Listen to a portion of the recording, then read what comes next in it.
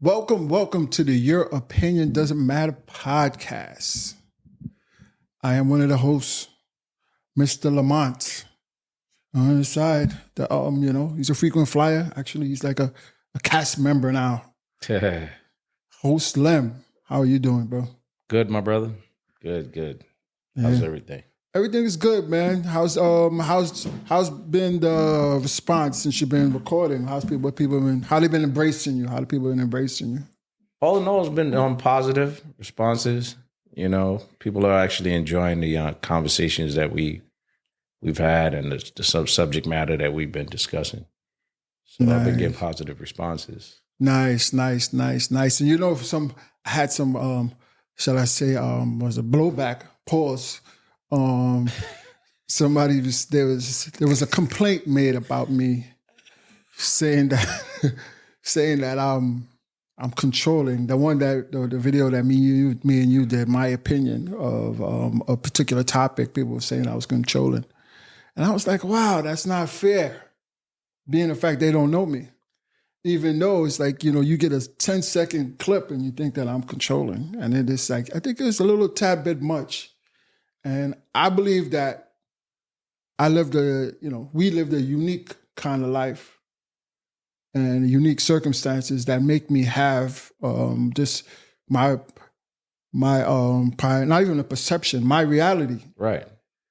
And I don't think that the people who are saying these things, they don't even mirror what I've been through. Yeah, I mean, I could understand that, but part of the reason why I was hesitant to, you know, join a forum like this was because of the vulnerability that you're faced with, right? Mm-hmm. People are going to pick and choose what they want to critique about your conversation, because once you enter into a forum like this and it's public, you have to understand that people are going to have comments and they're going to perceive you to be something that you're not, just based on a couple seconds of a clip. So I think that comes with the territory, and you have to be prepared for those kind of critiques or, you know, comments. And as I said, that's why I was a bit hesitant, because I know it requires a certain vulnerability. It requires a certain amount of,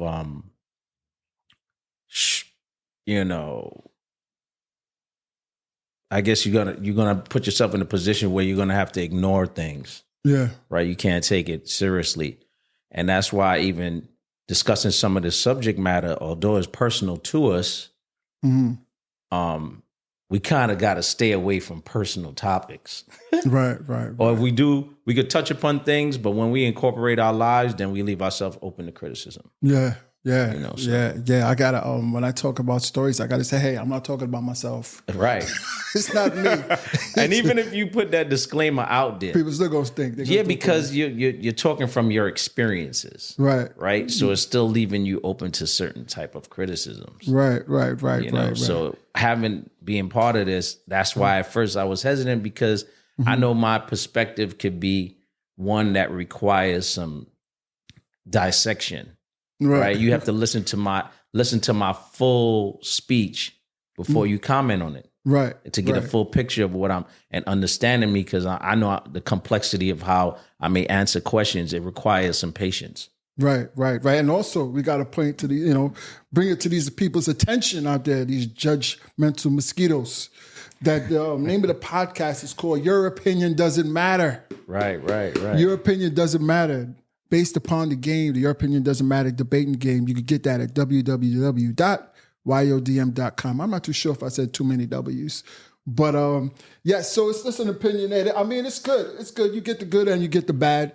I don't think that was bad, but I think some people step across the line when they start, indulging or whispering in other people's ears. I don't right, because it's your opinion. Yeah. It's your opinion. And your opinion, they could critique your opinion, but when they start to try to dissect your opinion and speak to others that could, that are involved in your life, then that might be something else. Yeah, that could be, that could be dangerous. Like when Run DMC say, it's tricky. Yes, tricky. Exactly. Right. So today, let's we was talking about certain situations off camera as far as how different family circumstance brings to like sometimes chaos. I went through a situation where my brother, my older brother, and he's my half brother. No. Don't call him half? No. My pops said this a long time ago. There's no such thing as half. It's either your brother or he's not. Nah, the way he was acting, it's my father's child. My father's child. The way he it's was your acting. Brother. You didn't. I mean, I have siblings that weren't my father and my mother didn't produce. Right, my father had 2 kids before he married my mother, and I really respected his perspective on that because when I was young, I said, "Yo, they're my half siblings. That's my half sister, my half brother." He's like, "There's no such thing, and you shouldn't treat them that way." Right. That's your sister. That's your brother. Right. Well, only reason I said that is because he pissed me off. That's understandable. He pissed me off. I mean, I'm just saying that for the viewers. Yeah. So that's a perspective that should. And I know we're going to segue into this because we were talking about family dynamics. And unfortunately, I know you're saying it for a specific reason, but sometimes that is taught in households. Yeah. That's your half brother and that's your half sister. And by saying that alone, it ostracizes the child and isolates them as though they don't belong in the unit. Right. And that's talking from a perspective if one of these particular children we're talking about wasn't a product of a marriage. So it was people that have children from prior relationships and then they go on to marry someone and have children with them. Those children that they have in that total family unit and the children that they had previous relationship, it's almost like drawing a wedge between them. Right. By saying that's your half brother. It's almost like, okay, that's your brother to some degree. Yeah. And by a parent doing that to a child, it develops the kind of relationship that those children will have. You could have your opinion on that as the adult, but when you put these kind of limitations on the fullness of a relationship of 2 children, then there's going to cause a divide. So do you think that is maliciously done? It's like say a mother could be pissed, like, all right, she's finding out after year 7 of marriage, and they have children 5 and 6, and then realize, oh, he had a 10-year-old son.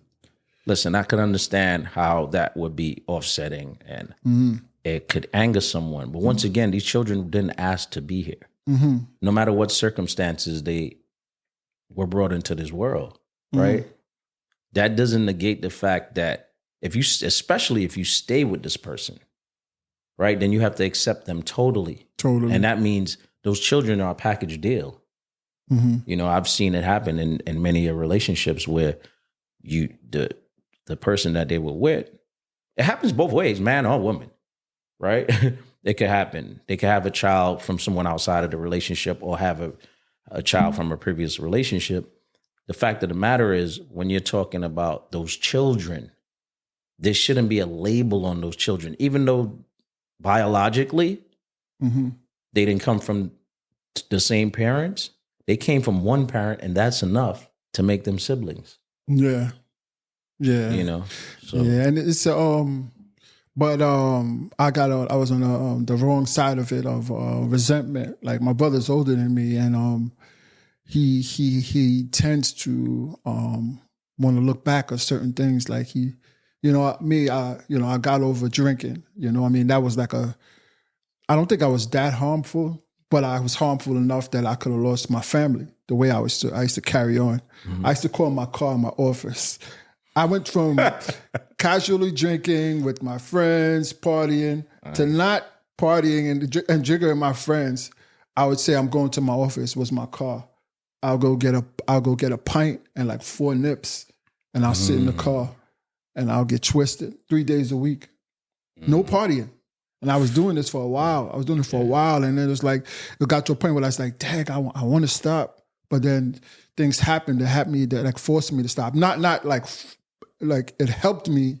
It helped me make that transition to doing what's right. But then now it's like how my brother got me upset was just that we was talking. We was in three texts with my other brother. He's 1 year older, and this particular one is 2 years older. let me make a long story short. I expressed, the whole topic was what helped you change? What was positive that helped you change? And then each one of us brought up something, and what I was talking about was pertaining to my drinking. And this certain thing that, far as health reason, helped me change.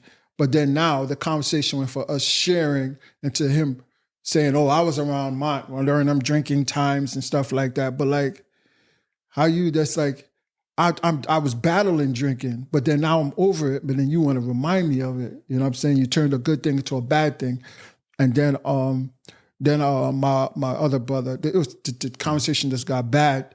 Then the brother that's in between us, he spoke to him separately and said, I think you resent my because of your father.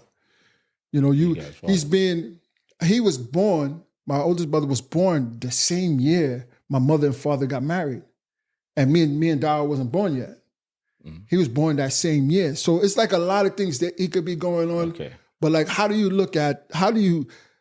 can you satisfy somebody who's on that mission, being in their 50s, and they still want to try to, I didn't mention that he doesn't have a relationship with his father. I mean, you know everything.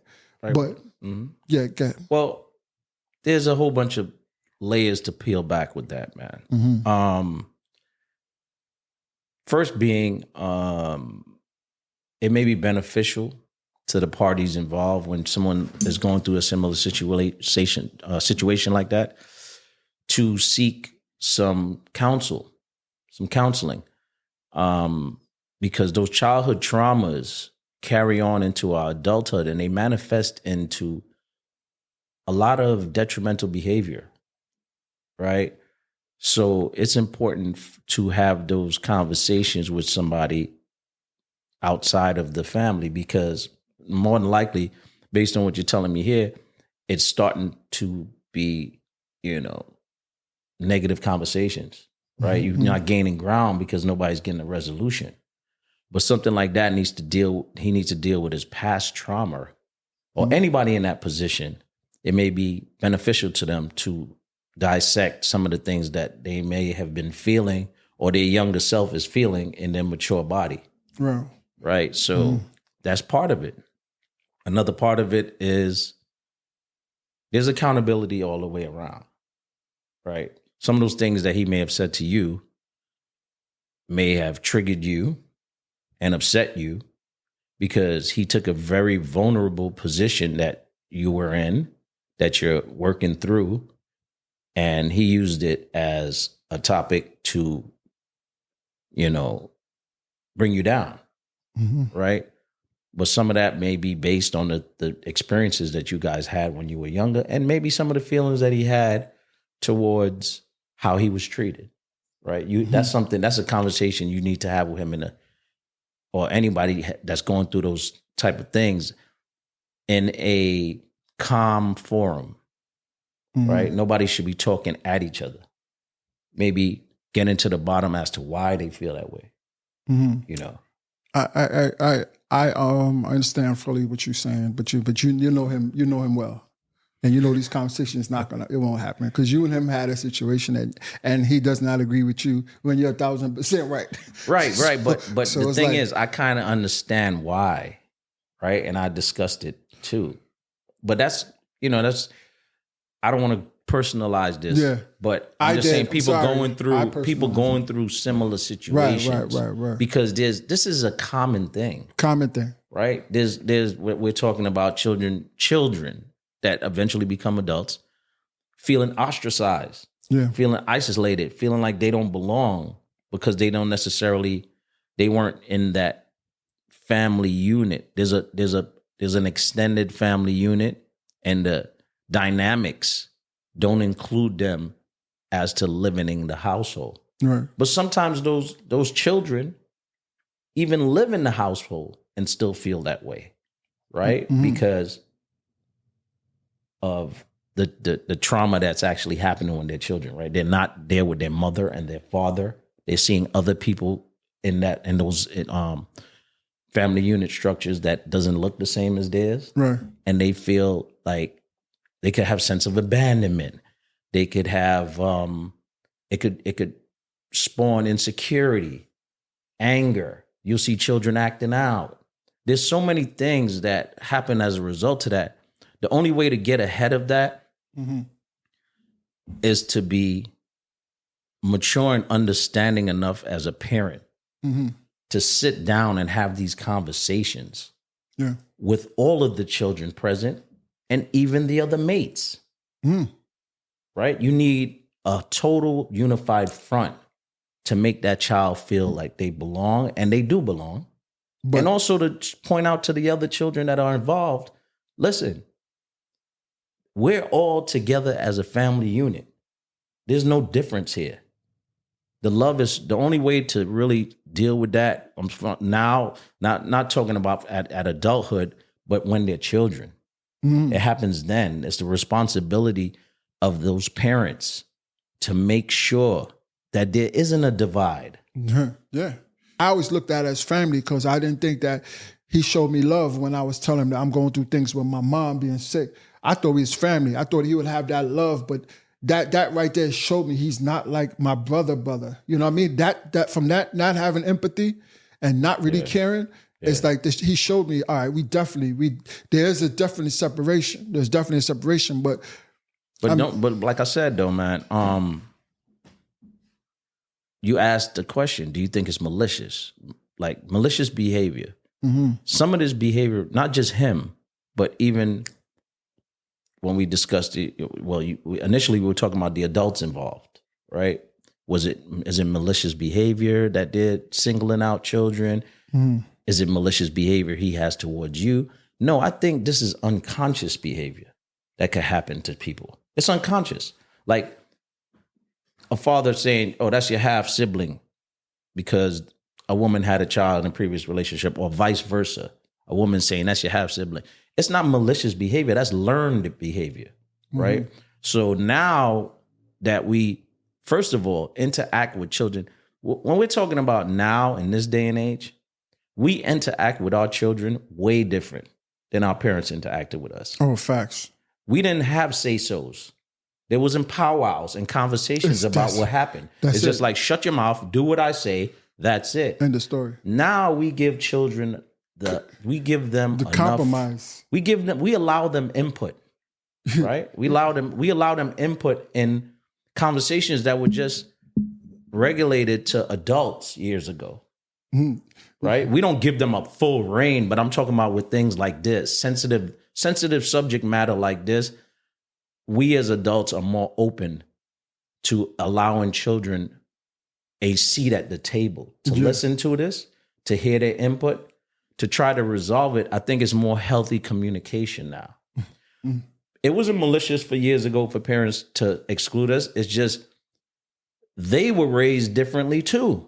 We discussed this in a prior podcast. There was more of a generation gap with children and adults when we were coming up, right? Even down to the clothing they wore. Like you used to look at our parents' clothing. We still dress youthful. You and your children could have the same kind of gear on now. Yeah. Back then, oh, no way. Them dudes high waters with church socks, wearing sandals and socks, all kind of crazy wearing stuff. Wearing shoes in the summer. Yeah, that's nutty. Just regular shoes. Fashion jeans, wasn't it. There was such a generation gap that even down to fashion. Now, because there's less of a generation gap and people are more, in tune with modern culture and fashion and stuff like that. That's another reason why I think the relationships with our children have changed. It's not like before when we didn't have anything in common. Yeah. We still could have things in common. Like I could sit and talk to my sons for 3 and 4 hours. No problem. So I think all of that is important. It's important that children are involved in those tough conversations because it helps them mature and become healthy adults as well, right? If we just keep things away from them, how will they learn? How will they be prepared? Yeah, they're not going to be prepared for those. They could be faced with the same things. And you want to hear something is interesting. Like, my daughter's 6. She said to me the other day, she was trying to express herself. And I'm telling her, no, it's not like this. She said, yes, this is what it is, right? She was talking about something she called breadcrumbs, right? This is bready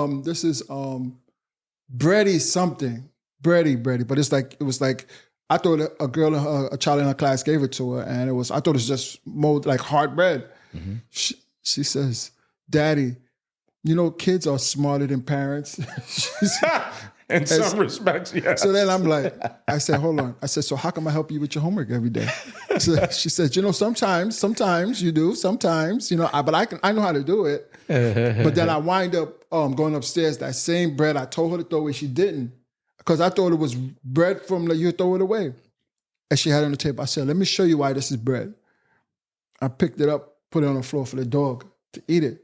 Dog smelled it and walked away from it. So she was right. She was right. It wasn't bread. Easy. Right. Now, speaking about, let's pivot into the kids and how we see kids. Let's talk about with sports, like the competitiveness in sports and the lack of opportunity with certain sports that our kids can't become superstars in. And like a lot of kids is like stuck with basketball and football. But I know you're going through the competitive edge with the circuit with the AAU with your son. Do you ever? I know I did. I was guilty of this. I'm pretty sure you're kind of guilty of this. Do you find yourself sizing up other players on the team and then look at them compared to your son and be like, yo, nah, that guy's not that good. I think he could take him. Yeah, of course. I mean, that's natural. That's natural. Because who else are you going to measure their talent against other than kids that they're playing with? Right. Right. But having an understanding, see, at this age, I think less likely about where they are now. Mm-hmm. I look at the way they play the game of who has the most potential to go further. For instance, my son just went through this situation. Initially, when he started playing, he was scoring a lot of points, right? Because he was just getting the ball, shooting it, and scoring a lot of points. And the more that his basketball game changed, meaning he started to develop other skills like ball handling and passing, and also navigating, learning, developing his IQ, he stopped scoring as much. Mm-hmm. And I think in some respects, maybe his confidence to shoot as much decreased, but his other senses of the game increased. Right. Right. So another one of his teammate on the team, which the kid is pretty good, but at this point, it seems one-dimensional. He shoots a lot. He scores a decent amount. He came to my son at the end of the game. They won the game.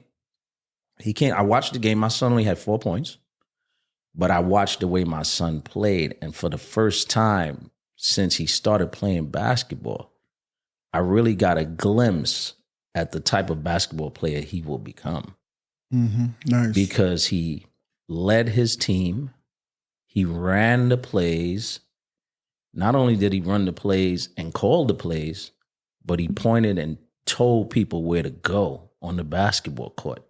He was navigating the entire game, making the right passes, doing everything to facilitate his teammate scoring all of these points. Mm-hmm. But he's still a kid. Right. When his teammate came up to him towards the end of the game, and I'm watching and I'm listening, his teammate came, Jackson, I had 15. How much you had? Mm. And that was things that we did when we were kids. Yeah. When you and I were on the same team as young basketball players, the first thing you would say is how much points you had. Right. My son, I watched him. He got emotional, and I saw him getting emotional. So after the game was over, this was a valiant lesson. I went and this is why coaching is important as a matter of fact at this level. Just like we're talking about the foundation of a child's interaction in a household. When we allow our children to play for certain coaches, we give them the keys to influence our children. Right. So we really have to be selective on who we allow to give our children messages and what messages they're giving our children. So I say that to say, I pulled my son on the side, and he was visibly distraught, not crying, but on the brink, because I think he felt let down that he didn't score more points. So I said, listen, man, your father has experience in this sport, as you know, man. And I watched you, and I watched a quality that you can't just teach, and that's leadership. You were a leader on that court, and you impressed me so much. Forget about scoring, man. That's going to come. You can score, but you weren't concentrating on scoring. So that's why you didn't score as many points as you probably could have. And I don't need you to do that. So as I'm relaying this message and I'm telling him how proud I am, his coach walks over and see me preaching to him and seen him a little distraught, especially after a win. Mm-hmm. His coach was like, Mr. McIntyre, I got this. Give me a minute. I said, sure, because I trust this coach. He said, Jackson, why do you look like that? He said, I am so impressed with what you did. He said, forget about points. He just knew what was happening. He said, forget about points. You're the only person I give the keys to the team. You run my team. You run my plays. You do everything that I want somebody to do. That's the leader on my team. He reiterated exactly what I said. And I said, you see, I just told you that? So I bring that up to say that, at this stage of the game, when it comes to children in sports or in households, it's a matter of developing them for who they will become. Not even at who they are now, because the disappointment comes later if you don't do this foundational work. Right. Mm-hmm. So, I had a situation when I was coaching, and I got real upset with one kid. He ran to the table and said how much he scored, but we lost. And the thing about it is, I knew his father. His father used to play ball with me, but he was there with his mother, right? And I said no, don't do that. Don't do that. I said your father wouldn't like you doing that, because he grew up in a ball. When you play ball, you don't do that, especially when you lost. You never check the score when you lose. When you lost, we used to do it, but it's not something that's good. That's not. As a coach, you're supposed to teach him. It's not about you. I understand. It's about it. Yeah, it's about the team. Yeah, and and the mother, she's saying, "What are you talking to my son about? What are you telling my son about? Oh, you're gonna tell his father?" I said, his father won't like that, but I will tell him if I feel like it. I mean, it's like she's saying, but what was so wrong about that? I said, you're not so.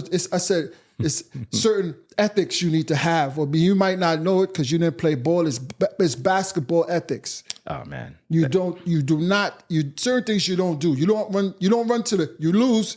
You don't smile and run to see how much you scored. It's just the way. And then one second, it's just like another thing that I'm teaching my daughter. She's playing basketball, and during the practice, she's the only girl there. And she feels down that like the boys are faster, like they be doing faster. They like real robyish. They like running fast, but they are that's without the ball. But when they have the ball, I said, listen, they running faster like that without the ball. But I said, when they get the ball, y'all are going at the same speed. She says yes.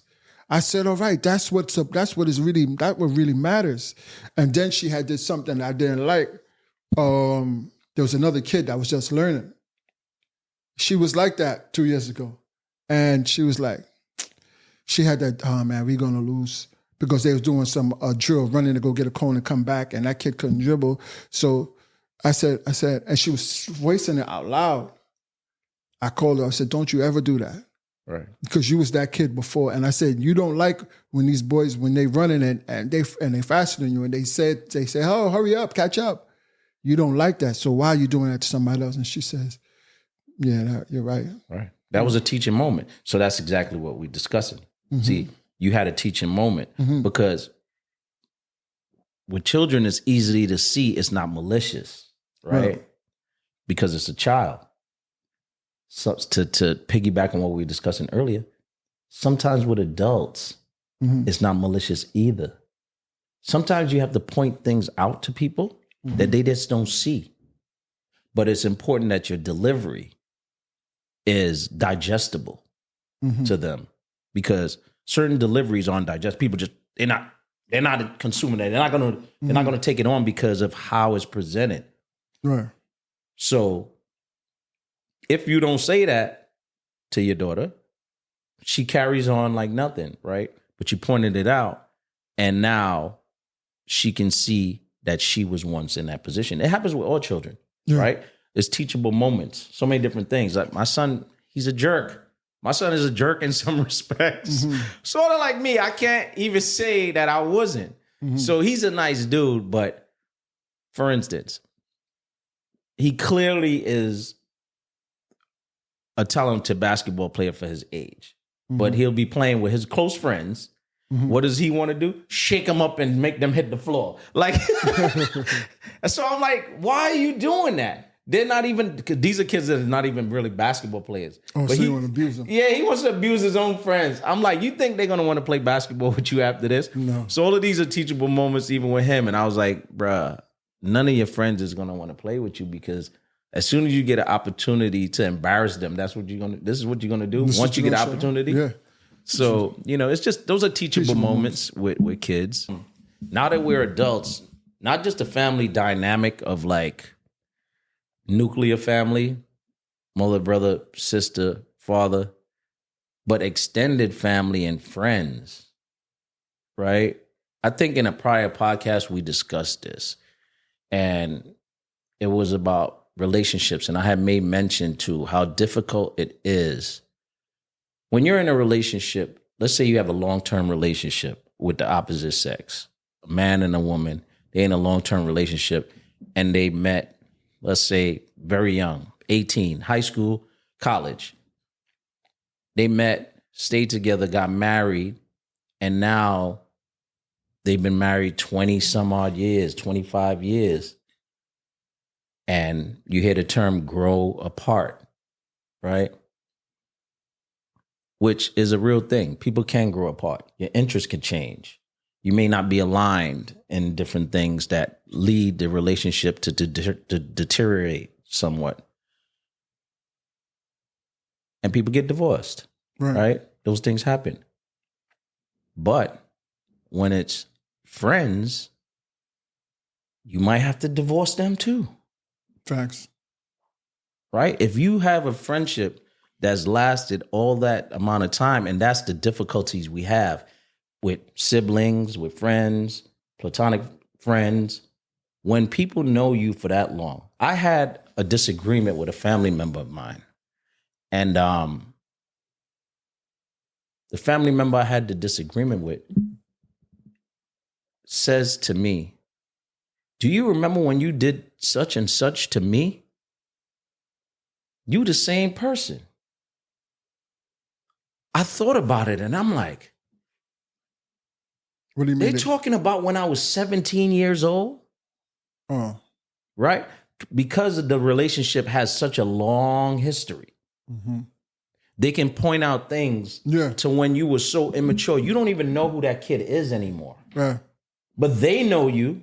So they're going to point to that specific issue that you may have wronged them when you were 17 years old.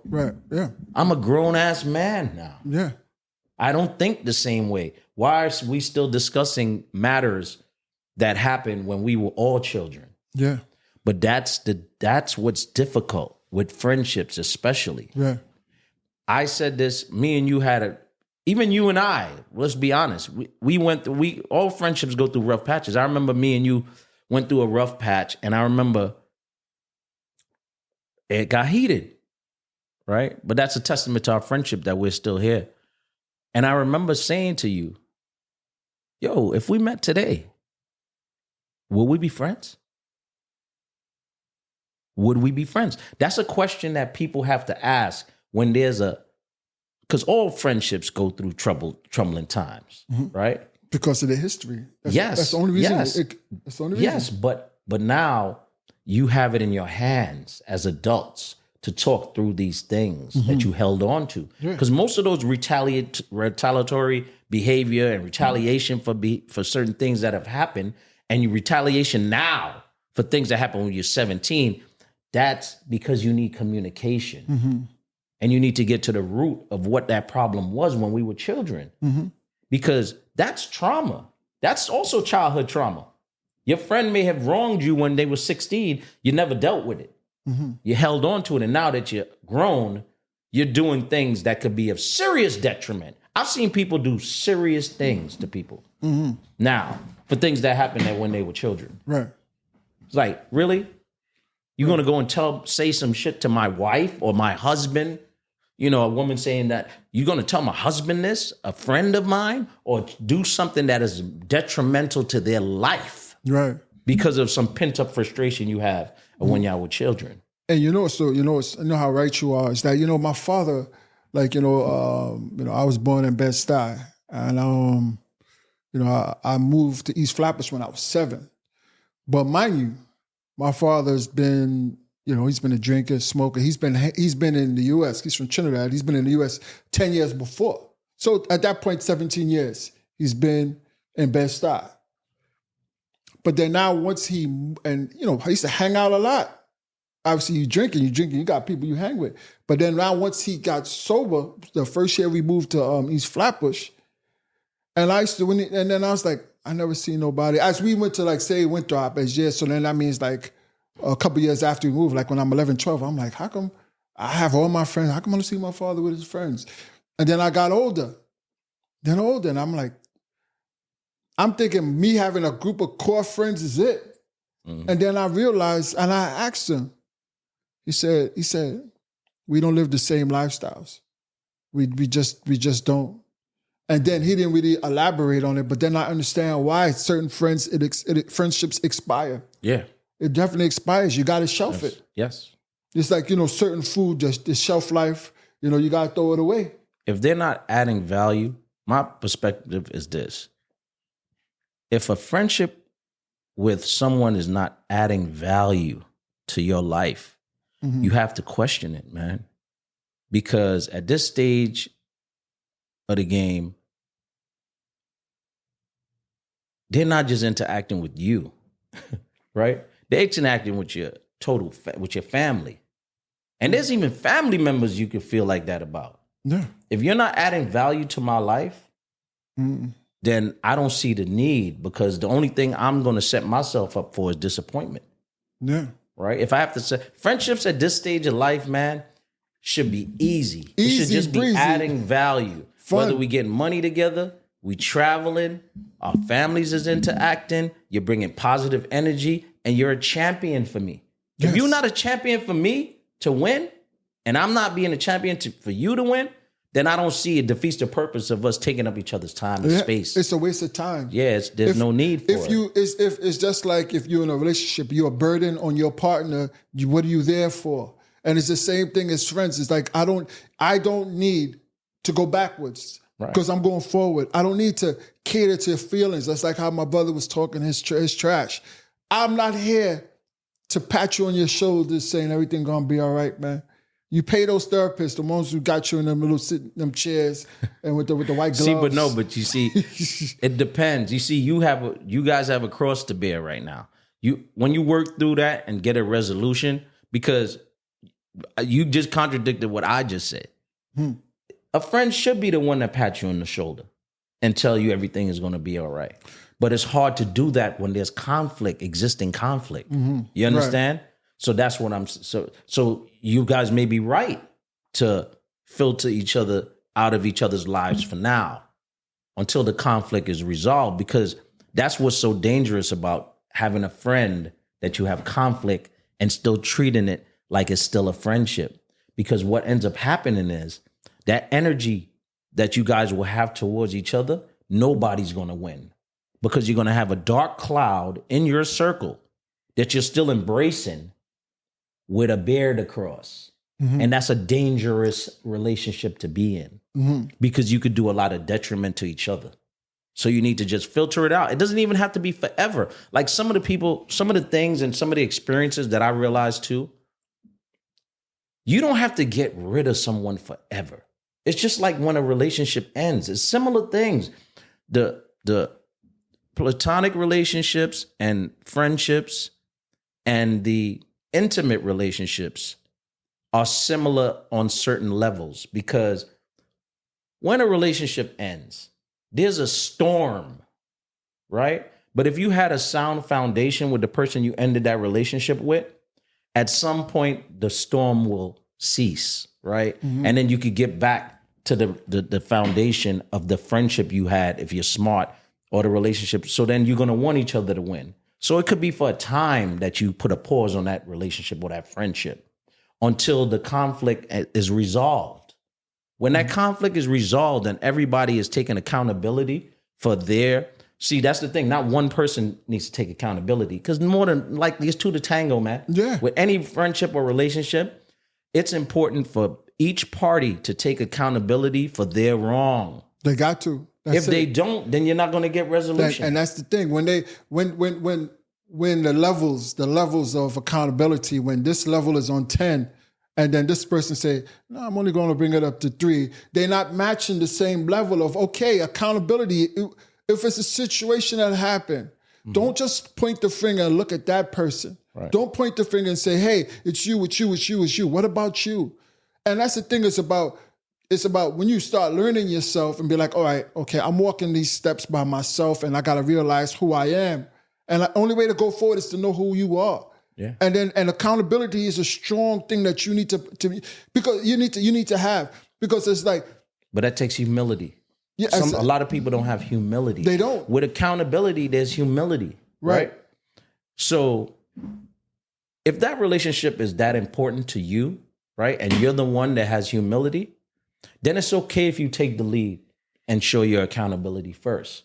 So if I know I had wrong, and we're not challenging who is more wrong, if there's enough wrong to go around, and you're the one with humility, and the relationship, or not just a relationship, the resolution is that important to you, because there could be determining factors there, like children, for instance. Right? I'm going to tell you a scenario that happened to me, and maybe this could help some men out there that might be going through a situation that's similar. So my oldest son's mother, her and I were good friends, and we're great friends now. We're family, but we went through a serious rough patch, and I wasn't taking accountability, right, for my actions. I just wasn't at a mature enough level to understand what I understood what I did. I just didn't know how to get us to a point of regaining our friendship, right? There was a storm happening. The relationship ended. And we were great friends prior to us being involved. And then the relationship ended, and the friendship just wasn't there. And I knew it was there. I just couldn't see it. Right? I'm thinking to myself, what can I do to get us back to a point where, we're friends? She's not stopping me from seeing my kid, none of that stuff, but we're just not communicating like we used to. And I was just like, man, I don't know what to do. So I laid in my bed one night, and I was just like, yo, I don't know what it is. Obviously all the other things, I'm taking care of my kid. I'm seeing him financially. I'm doing all the things that's necessary to say I'm a father, and doing the best I can as a father. And I'm involved in his life at this point, always. Mm-hmm. But for some reason, we just couldn't get back to that point of friendship. And then I laid in my bed and I was like, yo, there has to be something I'm missing here. And then it came to me. Although we weren't together and we weren't rekindling that part of our relationship, I had to apologize to her. I had to be man enough to apologize her and absorb, because I was already making a transition. Me as a person and how and where I was going, I was already transitioning and I was already maturing as a person. But that doesn't mean I didn't leave a path of destruction. And I wasn't seeing that because I'm like, we're not together, whatever, it's cool. I see my kid, we say hi and bye, but we weren't treating each other what I was accustomed to. So what I had to do is I had to dig deep into myself. So then I went and I said, can I talk to you? And we were at a point where she was just like, okay, what do you have to tell me? Like, just get your kid and, and I was like, I need 10 minutes of your time. Just you and I. Let's take a walk outside. Let me talk to you. Took a walk in the park and I said, I need to tell you something. First and foremost, I am sorry. I'm sorry I wasn't the man that I should have been for you. I'm sorry I wasn't mature enough to acknowledge it at the time. I apologize that you see my growth and I didn't grow that with you. You deserve this apology, and I don't know if this is going to change things, but I need you to know that I'm sincerely sorry that I wasn't mature enough to handle the challenges that we were faced with. Mm. And after that, my relationship, you know what she turned and said to me? She said, thank you. I've been waiting for this. Mm. And our relationship just skyrocketed. Nice. That's very nice. Point. That's very nice. But it takes humility. Yeah. It takes an understanding. It takes self-growth before certain people get to that point. But some of our listeners out there, hopefully that helps, especially men, because sometimes, it takes longer for us to mature. The accountability part. Yeah, man. Say sorry, man. You'd be surprised how far this takes you. And not just say it. Mean it? Mean it. And also understand that sometimes that's what people, man or woman, that we've wronged. If we could look back and take an inventory of some of our behaviors and understand that is probably the result as to where we are today with this person, it's okay to have humility and say, yo, listen, it's my bad. Mm. Don't just look for them to say this is what they did wrong. But guess what? That might be a vessel to get the resolution from them that you're looking for. Suppose, let me ask you a question now. Say you say sorry, right? Because I went through this. You said sorry. Okay, it was understood you say sorry, but then years later, they still talk about it. They still talk about the situation, which the situation could be two-sided. But if you're the only one, we're talking about accountability, say with friends and family, if you're the only one, it's not like some people say a situation happened. You say sorry, but you're saying sorry for your role. Mm-hmm. You're saying sorry for your role, but they'll take it as you're saying sorry because you're the one that made it happen. Right. And then they get it misconstrued here. Like, hold on, I went to a situation, I said sorry for something, and then years later they bring it to my attention. You saying sorry because this is you. No, I'm saying sorry because of my intentions, mm-hmm. and my intentions and my results didn't add up. My intentions. Mm-hmm. I'm not wrong for the situations. When does the accountability come on the other side? Like my brother, he'll bring up it's not only my brothers, my friends. It's like they go through certain things and they'll just find a reason to connect you to it, mm-hmm. or connect you to how they feel. Mm-hmm. Because I look at it like this: if I'm loved by lots of people, lots and lots of people, I'm loved. But then certain people would have issues with me. Certain people can't say, even Adam, like he said, oh, you're the mayor of East Flatbush. You know what I mean? It'd be funny saying certain things like that. But then how can you, and not only that, the community stuff that we do, he never done it. Or people who have problems with they don't care about people. So now if I would help a total stranger, why would I hurt a friend? That's true. Why would I hurt a friend or a family member if I would, right after this? Intentionally. No, you're saying, why would you hurt a friend? Right. But we can hurt friends unintentionally. That's when sorry would happen. Right, exactly. Because if I'm after we leave here, I'm gonna go help other kids right now for free. Right. So but then why when I do say sorry for my whatever it is, you don't take it like that and understand that? Yeah. And I agree with you 100% because it's very difficult to be in the type of conversation. And this goes back to what we were saying initially. This is the determining factor. If you have a lopsided relationship with a family member, or a mate, right? If you're taking accountability for your part in the deterioration of that relationship, whether friendship or intimate relationship, and the other person is blind and don't see their position or they're wrong in this relation, in that, and why the relationship deteriorated, it's a hard pill to swallow. However, I'll say this. When you do practice that humility and you go into it and you take your accountability, don't do it with the intention of getting a confirmation from them on their accountability. You can't go into it because, once again, you got to manage your expectations. If you know, right, that's a lot to do with your sanity too, and how you move in life. Mm-hmm. It's important that you manage your expectations with your friends, with your family, with your spouse, with your mate. Managing your expectation allows you the opportunity to have control of a situation. Mm-hmm. If I go into a conversation and I don't manage my expectations on what you possibly will do, that could make me snap.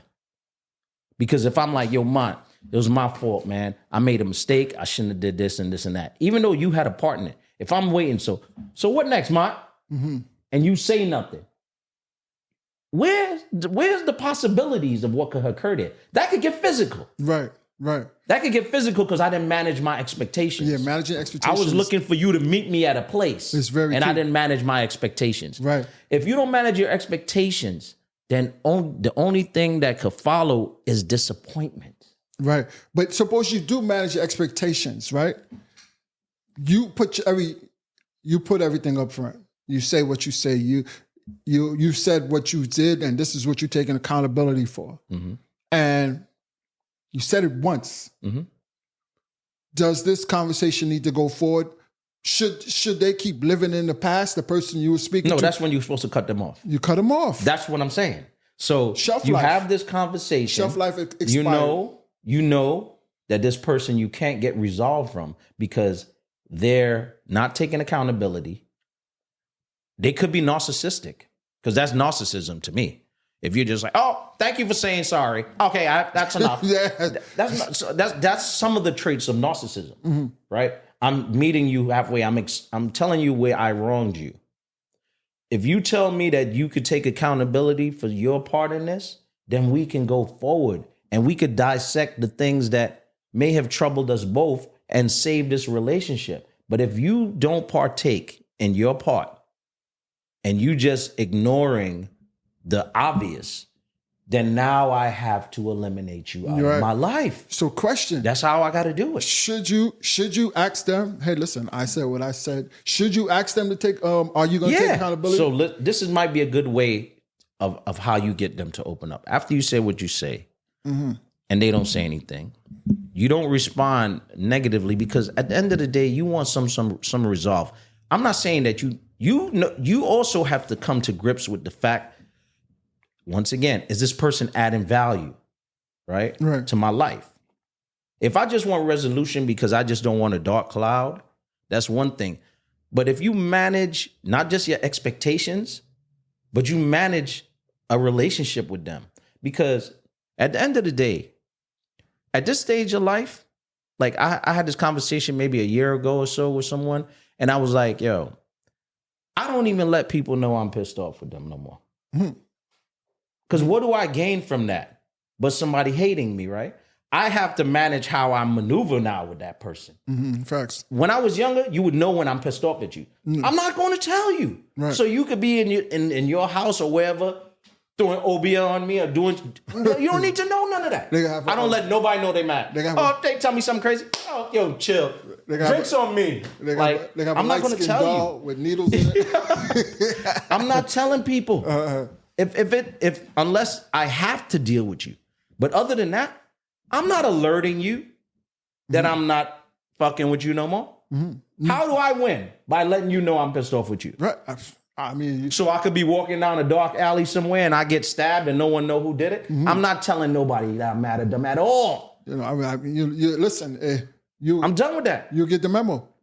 You won't know. You know how you know? How I maneuver. Yeah. Now it's left up to you to be like, yo, this dude, he acting funny with me. And then they'll ask me, I'm nah, we cool. They don't know that I already cut them off. Right. They already know. They don't know. There's no need for them to know because you don't need that energy.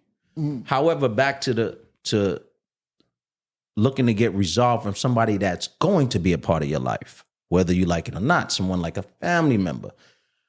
You could regulate how much time you spend with the person or whatever, but at the end of the day, that's your family, right? And you do want some resolve because it's kind of unsettling to you, especially when someone is that close, like a brother, a sister. Because I think those kind of relationships, man, you could limit your interactions, but it transcends. It goes above you, right? So if you have someone that close to you, right, and they're celebrating a mutual nephew or a close cousin, there's a divide there.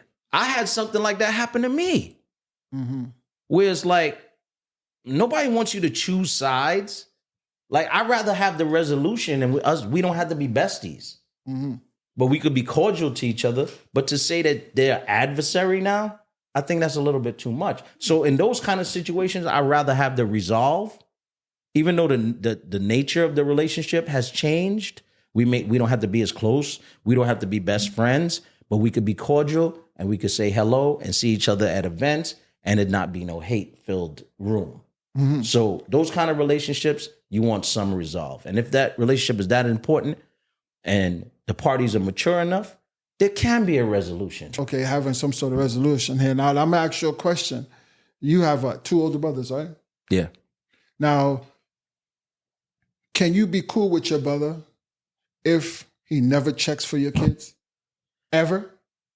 Your question you said to me, now I understand how difficult that is, right? I understand that completely because it's happened with me, right? Honestly, I could say it's happened with me. But to piggyback on what we discussed, man, and I had to learn that too. We got to manage our expectations. Manage our of expectations, people. Man. You got to manage your expectations of people because if we don't manage our expectations on how we expect people to respond and what we want them to do, we're going to be disappointed. Disappointed, time and time again. Because, bro, I had this conversation with my wife. Let me tell you what happened with me and my wife. And this is some deep stuff here. And it's along the same lines of managing expectations. We cannot put the onus on other people to act and to conduct themselves the way we conduct ourselves. And that's managing expectations. My wife is somebody who is very festive when it comes to holidays, birthdays. She celebrates her birthday for an entire month, right? She celebrates me like that. And I'm not a person who does that for my birthday. I've had 2 birthday parties my entire life, when I was 6 and when I was 50. That was it. I'm not a birthday. I celebrate my birthday in a different way, like traveling and doing things on my birthday, but I'm not a party guy. I always felt, and that's my personal, whatever it was derived from, and maybe derived from my childhood. I don't know where it would derive from. I view birthday parties as, for me, is celebrating myself, right? And I'm not really big on celebrating myself. I kind of feel like it's a vanity thing. And it's not saying that I'm not vain in my own ways. It's just the birthday thing. I don't celebrate birthdays to that degree. Right? As for party purposes. Understand? Like everybody, scream for lamb. Like I'm not on that. I'd rather be like, yo, let's all go to Mexico or Trinity or Colombia or wherever we take a trip. So we feel like it's everybody's party. Yeah. I'm more about it being everybody's party. Now shine a light on them and all that. I'm not. Hey, you was enjoying yourself that time. But downtown Brooklyn, we had a party for you, surprise party for you. Yeah, but that's what I'm saying. That was enjoyable for me then for that party, right? But I'm not somebody who normally celebrates that. We talking about my 50th. Yeah, okay. We could do that for that, but I'm not somebody every year. So I'm saying that to say, when people I'm pointing this out with her, and it's not her fault. It's just how we all think, right? She's very festive. So when it came time for her birthday one year, I did what I thought was a significant amount, right? So I celebrated her 1, 2 days, 3 days, whatever. But she's so festive that she was almost like disappointed. That you didn't do as much. Yeah. So I had to have a real conversation. It's not her fault, but she doesn't manage her expectations. Now so I'm going to finish it up. So she was disappointed. I was like, hold on for a second.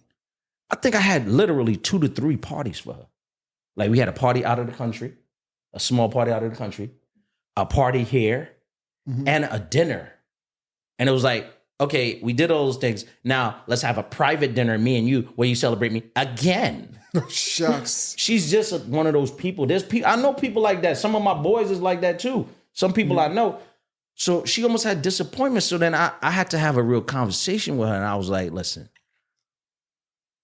I was a little perturbed by it. I was like, yeah, what kind of shit is this? Right? And then I had to dissect it. And I was like, hold on, I got it now. So I sat her down. I was like, yo, listen, this is what you like. This is your thing, right? The celebration for your birthday is your thing. But you, because you love it and you enjoy it, you got to manage your expectations on how I'm going to do it for you. I'm not you. Exactly. I'm never going to think as creative and festively like you. I've done something, but you may be disappointed because you're looking for this big, brave thing that you would do. So you got to manage your expectations. After that conversation, her perspective on things did change because she said to me, you're absolutely right. She was like, I didn't even think about it like that. And all of us, we have to manage our expectations because a lot of us look for people to respond the way we would. We would. Definitely. In a lot of different situations. Definitely. So that's why it's important for us to manage our expectations. Be like, hold on. This person may never respond the way we will. And we got to manage the fact that that's possible. So we don't fly off the handle like, yo, if it was me, because that's not what we're saying. If it was me, I would have never done that. I would have checked for your kid. I would have came here. We cannot do that. Yeah. Because some of these people don't have the capacity. And that's what I had said to her. I said, yo, I just don't have the capacity to celebrate the way you celebrate. It's not in me. It's nothing against. I hope you're not holding this against me, but you have to understand, I don't celebrate myself. So how I'm gonna celebrate you? Yeah, you're that you way. And I'm me. Yeah, that's 100%. I agree with you. I agree with you. Managing expectations is something that you definitely 2025. That's people, what you got to do. Manage your expectations. Yes. Man. And don't put how you feel on somebody else. Yes. Or what you would do. You can't look for others to do or maneuver the way you would. Yeah. You have to allow them the space, right? And that's cool, but you could communicate that. Right? If we communicate that, if you manage your expectations and you realize organically this person is not going to do this, right? Then you may be able to say to them, well, listen, I know you're not going to go and do this, but I'll be honest with you. It would really be appreciated if, you develop a relationship with my kids. After all, this is your niece or your nephew or whatever. Like I said, I've been down that road as well. Sometimes people, like we said earlier, sometimes people don't even know that they're not doing something. Sometimes they're blind to it because they may not view it the same as you. Like, for instance, you may be more involved with children, right? And now your sibling, you're like, yo, you ain't even checking my kid. But they might be the type of people who don't even interact with children and don't care to. So you might be projecting onto them like, yo, why you ain't check for your niece or nephew? And why you didn't do this? And they're like, I don't even rock with kids like that. If I see them, I get them a kiss and $5 and I break out. But that's not you.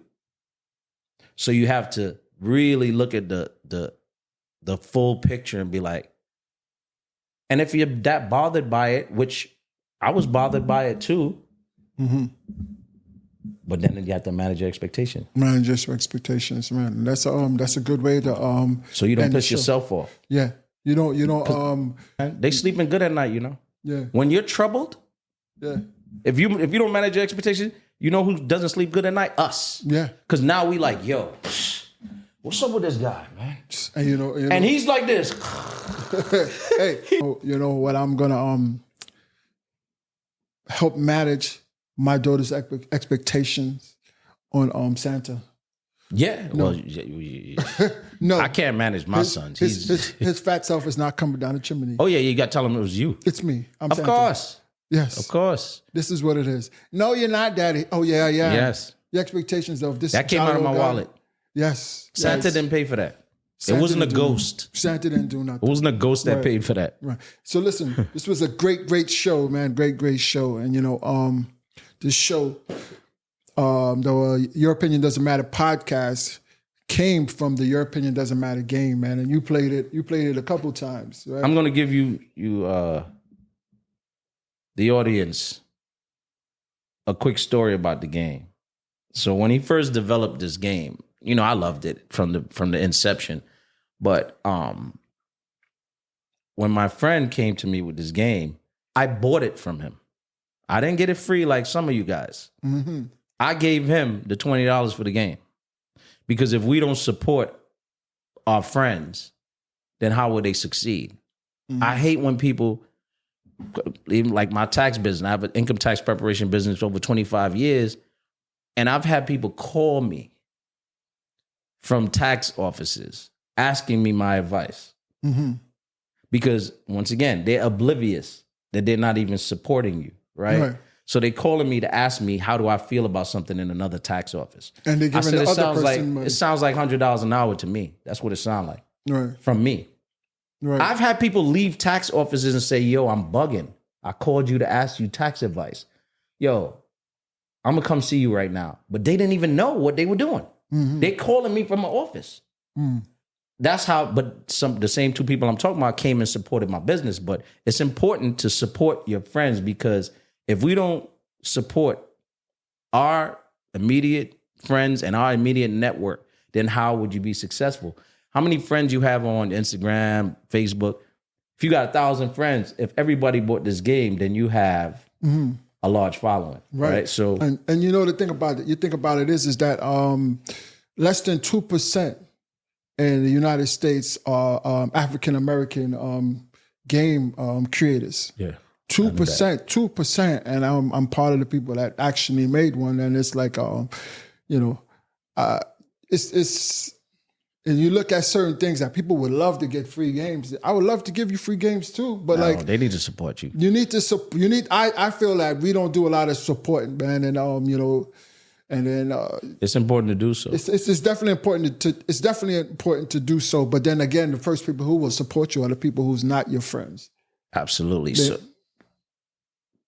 back to I'm going to pump this, and I'm going to say how organically this game was a hit. Mm-hmm. I had the game in my house. I went on vacation. My daughter, my oldest child, she at the time was like 21. She was in the apartment, just house sitting with her friends, and at the time I had the game in the apartment, and she said, "Dad, what game is that you had in the house there? I was playing it with my friends. It's incredible." So I had a whole bunch of games at the time in my apartment at the time. And she was like, "It's the one that is thought provoking. It had us debating." I was like, "You talking about your opinion doesn't matter?" She said, "We love it." Mm-hmm. And these were young people. They were inspired by the game. She was like, "We played that game for 4 or 5 hours." Mm-hmm. Just to give you a quick backdrop on how interesting the game is. And these are really intelligent young people. I credit her with the circle that she had. They were exceptionally intelligent kids, and they really admired, the game. And when I told her it was one of my closest friends that made the game, she couldn't believe it. She was so in awe of how the type of conversations it invoked, and how much they got to flex their mental muscle. So please go out there and support this. You won't regret it. It's a great game night game. You can have a few drinks. It might get intense, but it's definitely a great game. So go out and support it. For family and friends, man, you can pick it up at www.yodm.com. And hey, it's a great game for family and friends. And this is the Your Opinion Doesn't Matter podcast. Very good show, man.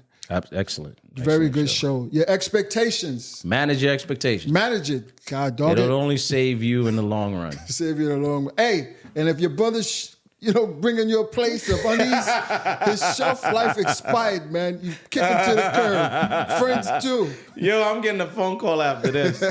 Yo, your brother's gonna kill you. All right, y'all. So Your Opinion Doesn't Matter podcast, and we are out. Peace. Peace.